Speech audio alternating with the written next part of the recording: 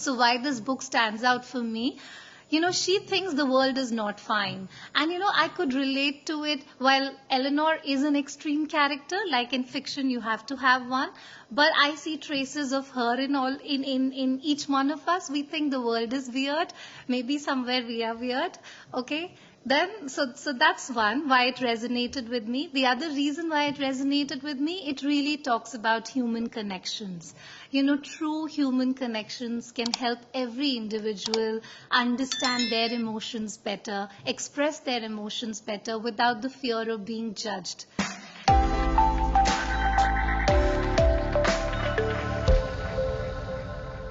Hi, good morning, everyone. Thank you, Mohit. Thank you, Parthu. I think very well summarized. There were clearly no audit issues with that. So my name is Radhika, and I'm here to talk about the book, like Mohit said. And when he told me that what book do you want to talk about, this is by far one of the most interesting books I had read. So I said, I'll talk about this one. But it had been a while that I had read this book. So what I did between the last 1 week, I was traveling quite a lot for work. I ended up rereading the book. And just to let you know that I went through the same emotions that I did the first time I read the book. It was exactly the same emotions. There were times I was laughing because it is, slightly witty.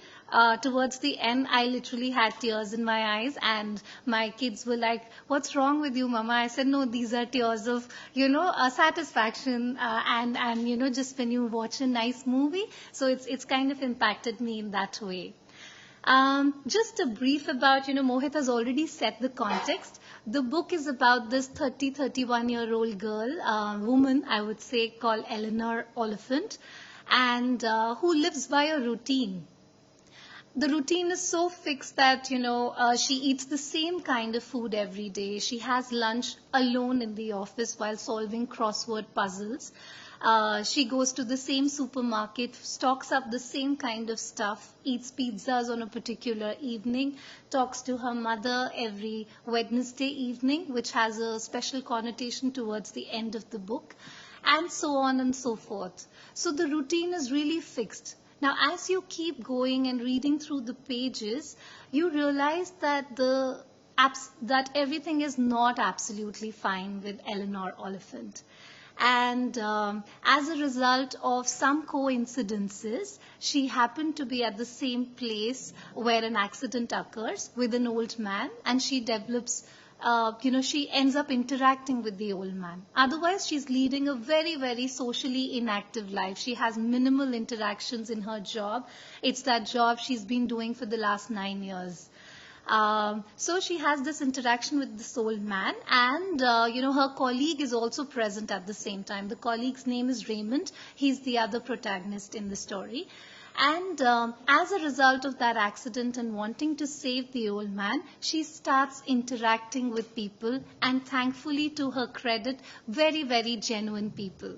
She starts understanding human behavior much more, and develops a very, very deep friendship with this colleague called Raymond. It is a result of this deep friendship that Raymond helps her understand her own emotions much better and acknowledge a few things that Eleanor has not acknowledged for the last many, many years. So why this book stands out for me? She thinks the world is not fine. And, I could relate to it. While Eleanor is an extreme character, like in fiction, you have to have one. But I see traces of her in each one of us. We think the world is weird. Maybe somewhere we are weird. Okay. Then, so that's one, why it resonated with me. The other reason why it resonated with me, it really talks about human connections. True human connections can help every individual understand their emotions better, express their emotions better without the fear of being judged. The third thing is the noises in the head. She keeps hearing a lot of noises in the head through one form or the other. And, that I could relate to as well. We keep hearing noises in our head that you're not good enough, you won't be able to do this. And how do we get rid of those noises eventually? So I think it's a beautiful journey of her unveiling her emotions and eventually, getting rid of some of those noises towards the end of the book. And last but not the least, the whole acknowledgement that I am not fine.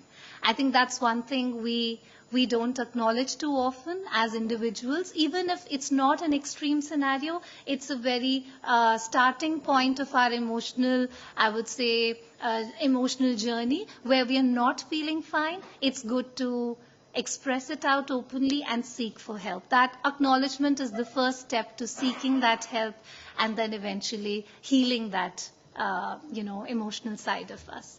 So for all these reasons, I think I thoroughly enjoyed reading the book, and I'm sure each one of you would enjoy that as well. So on that note, thank you very much. Thank you.